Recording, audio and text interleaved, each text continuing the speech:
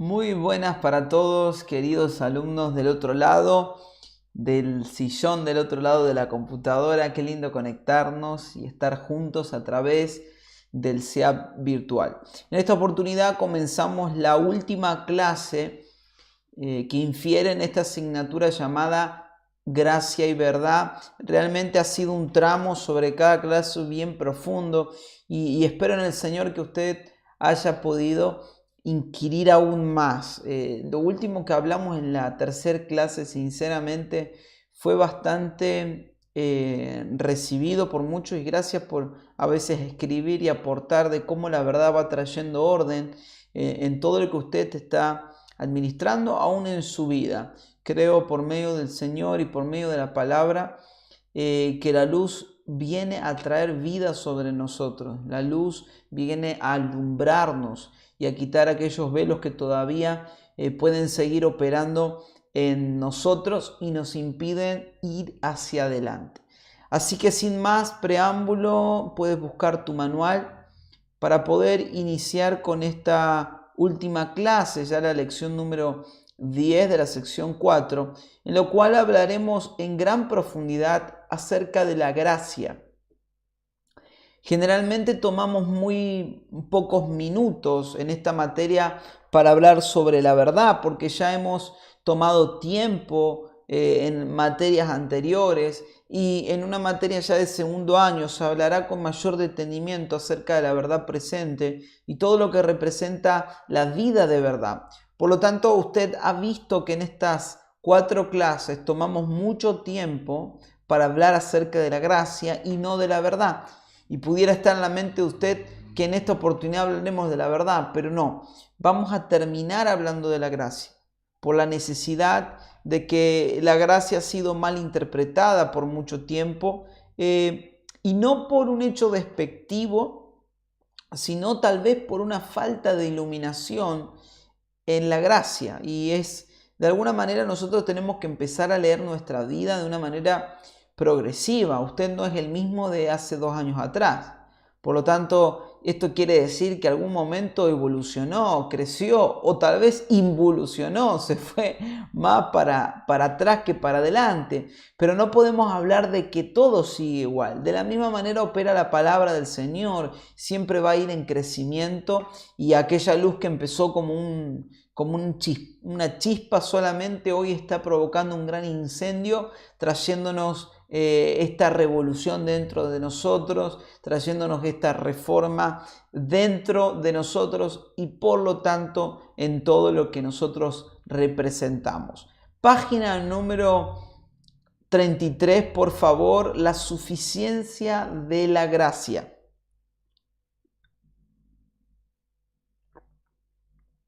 Solamente a modo de recuerdo, establecimos esta realidad. La gracia de Dios es la naturaleza y la realidad de nuestra relación. No es el perdón, no es solamente un don inmerecido, no es solamente un regalo, no es solamente que Dios me sacó de la ley y me puso de la gracia. Es la misma naturaleza de Dios en Cristo. Si pueden leer conmigo.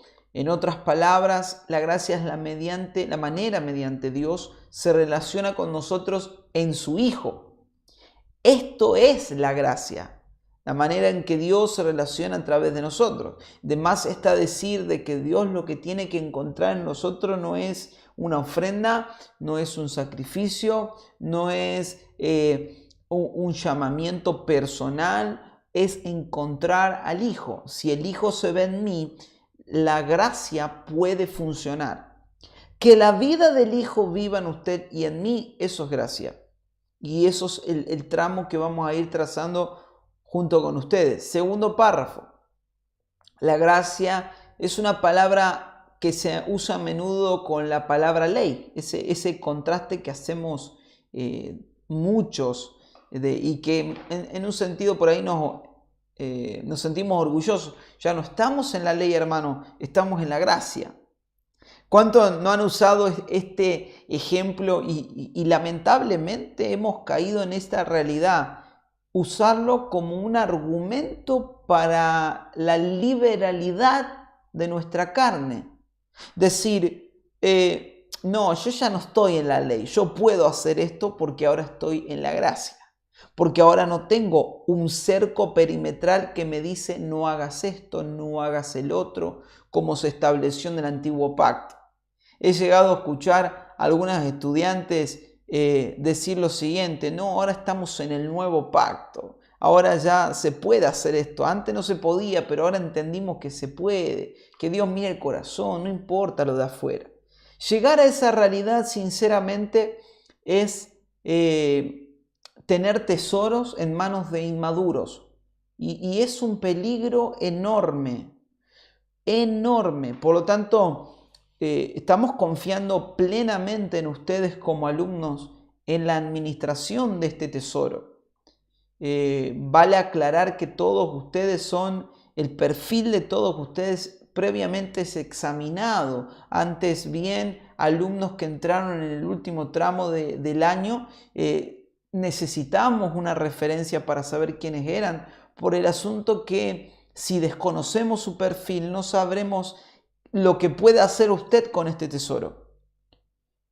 Y miren, no hay nada más peligroso que poder en manos de un inmaduro.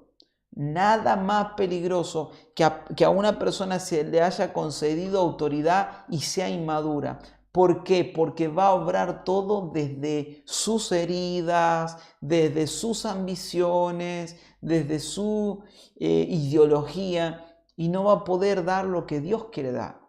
Entonces llegar a este estadio de decir, no, ahora ya no estamos en la ley, de cierta manera es una verdad, pero es un error si no tiene una motivación correcta. Lo que figura aquí el autor es que, ¿qué era la ley? Ahí le estoy marcando en azul. La ley era la justicia de Dios, su carácter, la naturaleza, la santidad. La ley era una descripción de la persona de Cristo, en palabras. Ojo que aquí la ley era tipo y sombra también de Cristo, no es algo menor. Eran reglas, mandamientos, sacrificios, pero todo esto describía a Cristo. Los mandamientos, los días de fiestas solemnes del pueblo de Israel, las leyes de sanidad, etcétera, eran hablando acerca de Cristo. No es algo menor considerarlo. Miren, tal vez por algún tiempo usted podría decir, no, a mí no me sirve de nada estudiar la ley. Claro que vida no te va a traer, pero te va a hablar acerca de la vida. Te va a anunciar acerca de la vida, te va a guiar acerca de la vida. Y si algo la ley nos trajo, es aquí lo que figura. Era Cristo la ley, pero era sin la sustancia. De otra manera, sin la vida. Era una descripción de Cristo, pero ¿por qué sin vida? Porque no se podía cumplir. Alguien que no tiene la vida de Cristo, por más que quiera, en algún momento va a tener la tentación de matar, de robar, de inclinarse ante otros dioses. ¿Por qué? Porque era una medida alta para el ser humano separado de Dios. ¿Por qué nosotros necesitamos ¿por qué la gracia es esto que decíamos que es la naturaleza de Dios? Porque la gracia me habilita para vivir la vida en Cristo. La ley existía por dos razones: un testimonio natural de lo que iba a venir, y la segunda, para exponer la necesidad de la gracia. Otra vez, porque esto es algo interesante y tiene que usted saberlo. La ley cumplía estas dos razones: un testimonio natural de lo que iba a venir, todo esto establecido en el antiguo pacto, y otra razón es para exponer que hacía falta la gracia, que el hombre adámico era débil. Cuando hablamos hombre adámico, hablamos de los hijos de Adán. O sea, todo aquel que no tiene a Cristo todavía sigue bajo esta maldición adámica, la maldición que ocurrió con Adán. Entonces, ¿qué es la gracia?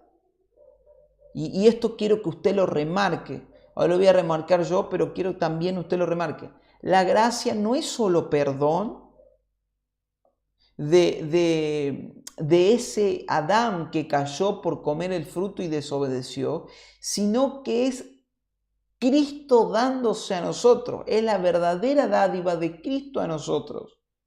Esa gracia es la justicia de Dios, que pareciera injusto, pero Él está operando desde esa realidad. El mayor testimonio no es de dónde me sacó Dios, es en quién me introdujo. Lo pueden ver conmigo, lo voy a repetir más lento, porque yo necesito que usted entre en este ámbito espiritual. La gracia no es de dónde me sacó el Señor, porque parece que escucháramos algún testimonio y dijéramos, el Señor me libró de un accidente, o el Señor me sacó, ¿qué sería de mí? Dios me sacó de las drogas, Dios me sacó del vicio, y es glorioso. Pero lo más glorioso y lo que es la gracia, eso no es gracia. Lo que es la gracia no es de dónde Dios me sacó, sino en quién me introdujo. Vuelvo a decirlo, la gracia no es solamente de dónde me sacó, sino en quién Dios me introdujo. Y cabe por entendido que estamos hablando de Cristo. Esto es glorioso, que Él me haga entrar en Cristo, eso es gracia, que Él me haga partícipe de su vida es gracia. La ley nos puso en evidencia cómo era Dios en su Hijo. La ley demostró que somos culpables y nos dijo que tenemos que morir. Porque el pago del pecado es muerte, dice la Escritura. En cambio, por su gracia, Dios nos vio y dijo, tienen que morir, pero en mi Hijo van a poder vivir. Porque mi Hijo va a hacer todas las cosas espirituales en ustedes. Esto es gracia. Teniendo la ley y recibiendo todo el pecado,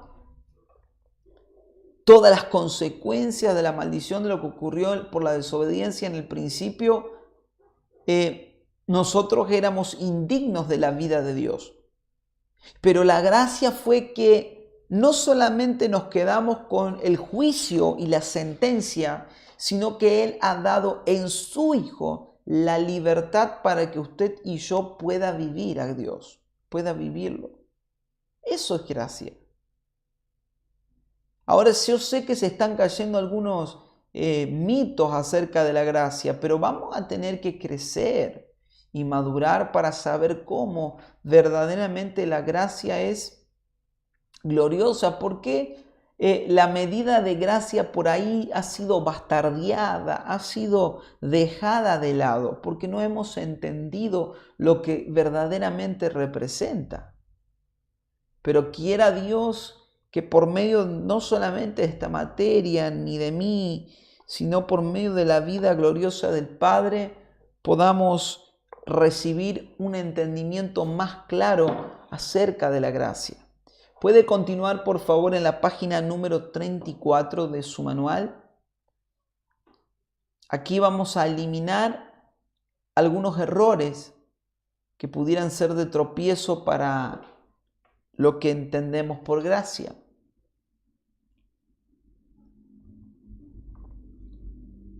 La gracia no solo es el perdón por nuestros defectos, sino la eliminación, si usted lo quiere marcar a esto,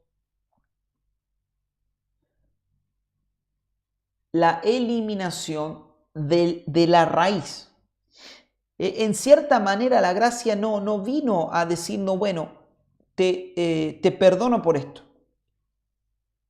sino que la gracia me dio autoridad para ser libre de raíz de aquello que me hacía caer.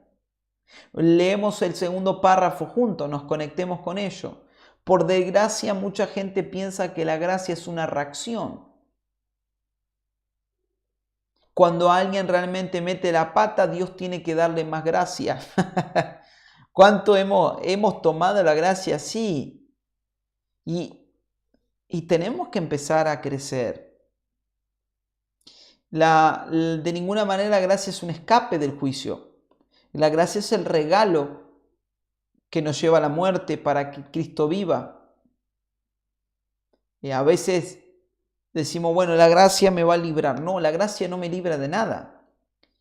Lo que me lleva a la gracia es a morir al viejo hombre y que ahora el Cristo pueda vivir. La gracia me da me hace apto en el amado. ¿Para qué? Para que yo pueda dejar mi vida pecaminosa o mi vida apartada de su vida y pueda vivir en Cristo. ¿Por qué la gracia está tan vinculada con la palabra salvación? Recuerdan que en la primera clase hablamos acerca brevemente de la salvación y que la tomamos en un sentido muy eventual, pero la gracia opera de cierta manera por medio de la salvación. Uno recibe al Señor, pero el recibirlo no es solamente una confesión pública, sino implica que Él me llevó a un estadio de muerte. La gracia es ese amigo que uno está en el trampolín y no se anima a tirar a la piscina, y la gracia es ese amigo que te tira al agua y te mandó al muere, pero ese mismo amigo es el que mientras estás muriendo en el agua te tiende la mano, te saca del agua y te saca como nuevo. ¿Entienden la alegoría? Y permítanme hacer esa alegoría porque también implica ese bautismo. Y no vamos a seguir entrando más profundo, sino que vamos a hacer curricular, pero usted puede asociarlo al bautismo, que representa la muerte, la sepultura y la resurrección del nuevo hombre en nosotros. Nunca debemos afirmar que la gracia perdona el pecado sin crucificar al pecador. Eso, hermanos y alumnos del otro lado, es un error grave. Es un error grave en la teología misma. Es un error gravísimo pensar que la gracia nos perdona únicamente y no lleva nuestras vidas a la cruz. Porque nosotros lo que estamos ministrando allí entonces es prisión preventiva. Ese es un término político y judicial. Prisión preventiva, o de alguna manera pudiéramos tomar a la gracia como el pago, tiene un nombre, si estuvieran en vivo me podrían ayudar, de pagar para que te eximan de la cárcel. De esa misma manera, de cierto modo, operaba la gracia bajo un entendimiento nulo de lo que representa. Si no, me pagaron a mí ¿para qué? Para ser libre del juicio. No, eso no es la gracia. La gracia inclusive expone mi vida a que tiene que estar presa y crucificada hasta que el Señor me libre. Porque no puedo estar yo de prisión domiciliaria. Tengo que estar fuera. Eso verdaderamente no es libertad. Es lo opuesto. La gracia de Dios es la libertad de perder nuestras vidas y hallarnos en Él. Sí, es libertad, pero no la nuestra.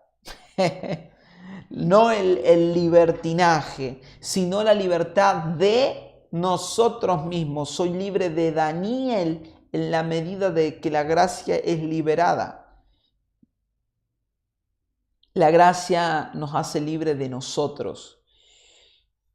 Si pudieras marcar eso sería fabuloso, si pudieras anotarlo en cualquier cuaderno para que se te haga carne a ti, la gracia me hace libre de mí, no de otra cosa.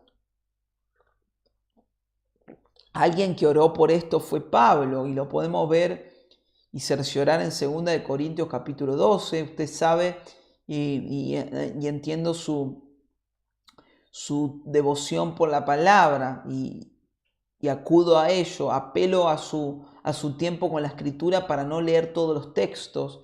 Y usted sabe bien de lo que atravesó el apóstol Pablo cuando le ruega 3 veces que se libre el aguijón de la carne. Y estaba pasando una experiencia externa difícil en la cual el apóstol Pablo podía haber reclamadole a Dios y Dios lo podía haber librado porque esta aflicción podría haber detenido el avance del Evangelio. Y tranquilamente Dios podría haberlo sanado para que el Evangelio corra sin tanto estorbo, porque para Pablo era un estorbo.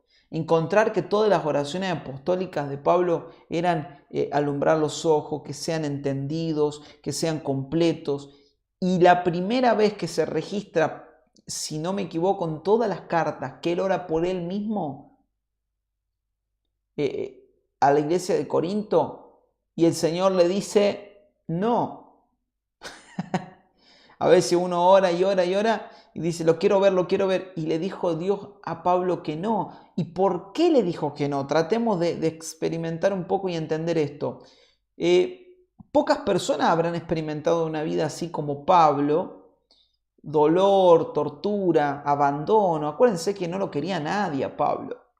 Él era nadie de los que estaba con él. Después sí lo llegaron a amar, sus hijos espirituales, sus discípulos, pero todos los judíos que lo amaban a él, que eran parte de su familia, lo llegaron a odiar a Pablo por esa conversión que él había tenido.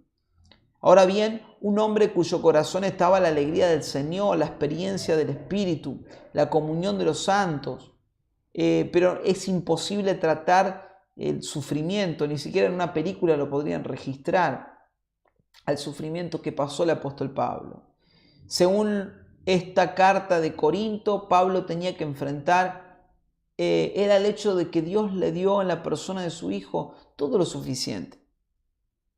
Y ¿saben lo que es decirle a Pablo?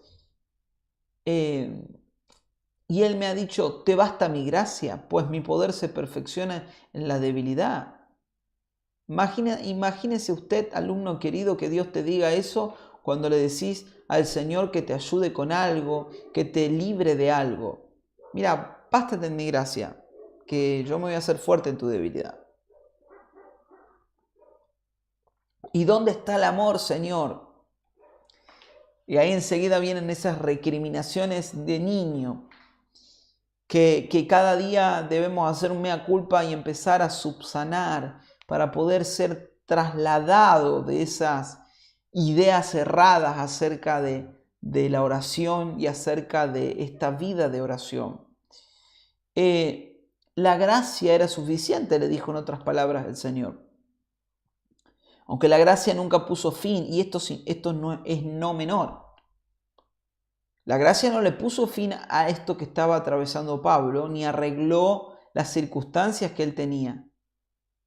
Inclusive Jesús dijo, en el mundo tienen tribulación, pero yo vencí el mundo. La pueden tener, pero hay una victoria detrás de esto. Lo que le pasaba a Pablo era muy incómodo y era algo natural. Con respecto a este término el aguijón, algunos dicen que era una enfermedad, otros que era la persecución de los judíos, otros dicen, lo agrego aquí porque hay tantas comentaristas que relatan acerca de lo que le pasaba a Pablo. Algunos dicen que eran sueños de los asesinatos que habían cometido, inclusive frente a Esteban, que él vio esa escena. Otros dicen que era que él estaba rengo, etc. Ahora, hay varias opiniones, pero esto no es lo puntual que el Espíritu Santo nos tiene que iluminar en esto. Porque el problema era terrible. Si dijo que era un aguijón en la carne, era como decir que todo el día te estaban pinchando. Pero no podemos focalizarnos solamente en este relato histórico de Pablo, sino que tenemos que ir más allá, porque hay una evidencia de que el apóstol Pablo no muestra su situación a manera de decir, Dios no me responde, sino que él está tratando de reflejar con lo que está atravesando cómo funciona la gracia y cuál es la dinámica de la gracia. Miren, este párrafo, acompáñenme a leerlo. Más allá de lo que fuera, Pablo oró por esto. Y Dios le dijo, yo voy a arreglar la situación y esto será suficiente. O podía haber dicho, Pablo, mira, te voy a quitar el aguijón y va a ser suficiente. O Pablo, nunca te voy a dejar que te vuelva a suceder y esto será suficiente. O Pablo, tranquilo, ya va a pasar. Como decimos nosotros ante algún consejo que nos pide algún hermano, tranquilo, ya va a pasar. Y el Señor le dijo, solamente mi gracia es suficiente para ti. Y pero el aguijón entonces, mi gracia es suficiente para ti. En otras palabras, lo que ya te di en Cristo es más de lo que necesitas, Pablo. Ya te he dado algo mayor que el mundo. De hecho, yo he vencido al mundo. Y aquí el escritor de este libro se mete en la imaginación y dice, Pablo, ¿no sabes que fuiste bautizado en mi muerte? ¿No has entendido que la cruz te crucificó? La vista ve el aguijón en tu carne, pero la fe ve una nueva creación. Qué bonito leerlo y qué inspirador leerlo. Pero cuán ora al Señor para que no sea así, pero por ahí nos sentimos lejos de esta realidad. Lejos de poder pronunciar estas palabras y decir lo que dijo Pablo. Mire lo que dijo Pablo. Señor, me voy a gloriar más en mis debilidades para que el poder de Cristo more en mí. O sea, yo me voy a gloriar más en los maltratos, en la persecución. Yo no, me voy a poner más contento si me meten preso que si me ofrendan dinero. ¿Cómo? ¿Qué es esto? ¿A dónde estás, Pablo? Realmente yo no sé si llegaríamos a la puerta de la dimensión que Pablo interpretaba acerca de la gracia. Pero bueno, estamos en camino. ¿Podés relajarte un minuto y decir, estoy en camino? Estoy en camino. Mientras preparás un poco de agua o seguramente tomando mate, estoy en camino. Estamos en camino a ello. Vamos a ir avanzando, así no nos extendemos tanto y terminamos en tiempo. Última página de esta clase, página número 36.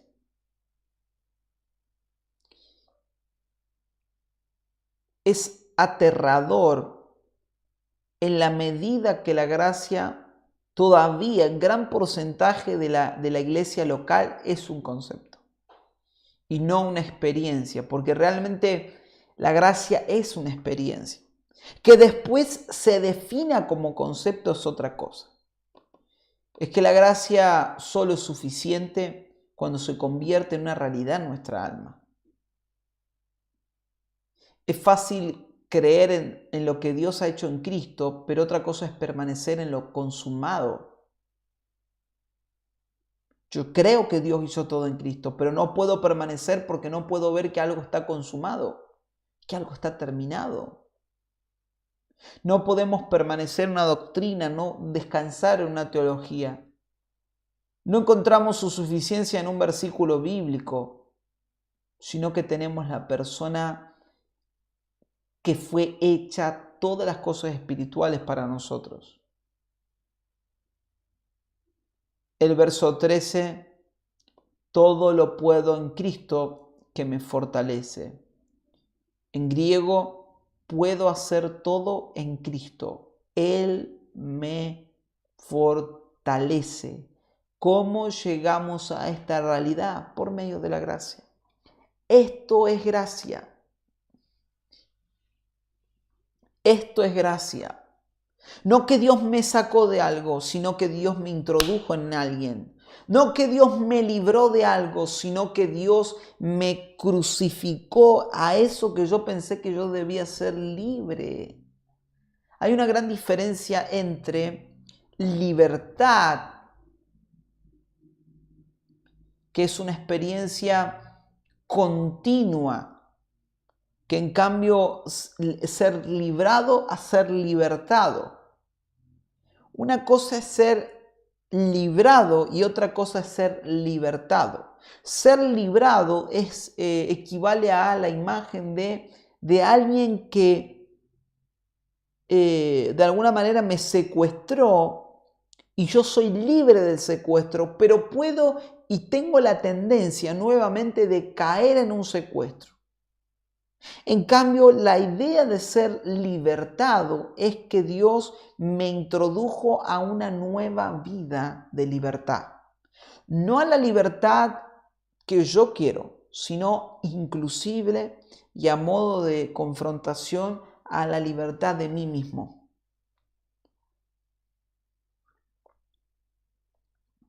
Amén. Nos vemos en la próxima clase. Conectate rápido a las próximas clases. Las otras dos clases son seguidas, las voy a dar en un solo bloque porque es parte 1 y parte 2, así que por lo tanto, si terminaste esta, podés aprovechar otro día para ver las otras dos juntas. Pero las clases que siguen, trata de observarlas juntas porque van a ir bien pegadas entre ellas. Así que nos vemos en la próxima clase.